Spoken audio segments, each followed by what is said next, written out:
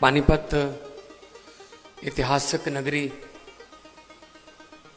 और पानीपत के ऐतिहासिक नगरी के बहुत ही मेहनतकश देशभक्त और हजारों घरों के चूल्हों की आग को जलता रखने वाले मेरे व्यापारी भाई, बड़ी भारी संख्या में आप लोग आए हैं और कोई उम्मीद लेके आए हैं।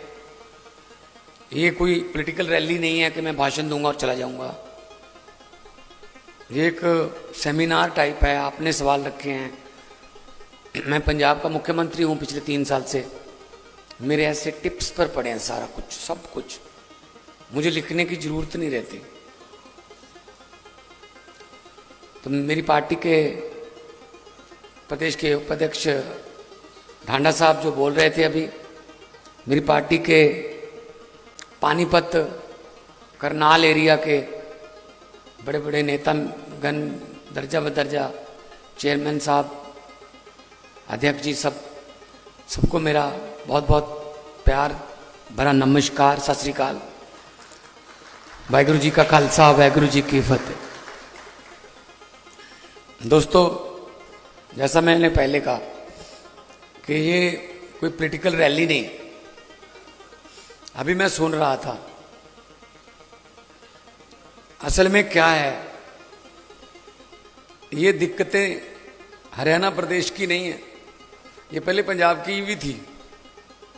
यही दिक्कतें दिल्ली की भी थी, यही दिक्कतें आज राजस्थान की भी हैं, यही दिक्कतें मध्य प्रदेश की हैं।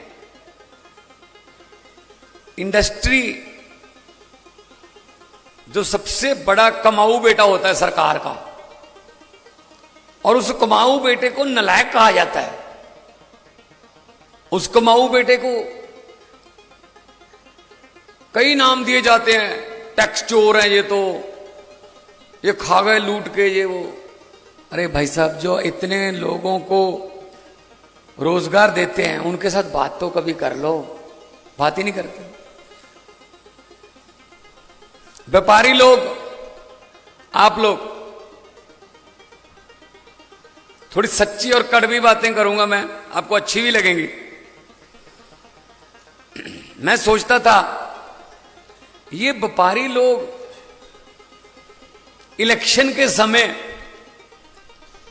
2 पार्टियां हैं तो दोनों के पास, अगर 3 है तो तीनों के पास लाल रंग की थैली क्यों लेके जाते हैं इलेक्शन से पहले? वो थैली में माता लक्ष्मी होती है। मैंने कहा इनको क्या झंडा पसंद होता है इनका, कि तेरी पार्टी का झंडा बहुत अच्छा लगा, ये मेरी तरफ से दान है ना। कोई झंडा पसंद नहीं आपको किसी का। आप जाते हो ये कहने के लिए, भाई साहब अगर तुम्हारी सरकार आ गई तुम तंग मत करना, बस। अगर तुम्हारी आ गई तुम तंग मत करना, अगर तुम्हारी आ गई तुम मत करना। यही लेके जाते हो ना। कोई एजेंडा, कोई मैनिफेस्टो पढ़ के जाते हो आप। हद है। मैंने कहा यार, सरकारें कमाल है।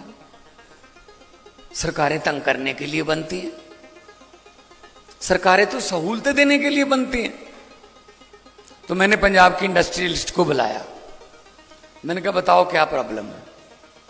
उन्होंने इतनी प्रॉब्लम बताई, इसमें से इस एनओसी को इस एनओसी से जोड़ के, इस एनओसी से लेके ये। फिर मुझे पता चल गया कि बोलने को तो सिंगल विंडो होती है, लेकिन उस विंडो के अंदर बहुत सी विंडो होती हैं। ये देखो ना, यहां से तो एक ही विंडो है ना आने में, आगे देखो कितनी विंडो है। मैं कहता हूं पंजाब में हमने लागू किया सिंगल विंडो सिंगल पेन। एक ही पेन से होना चाहिए काम।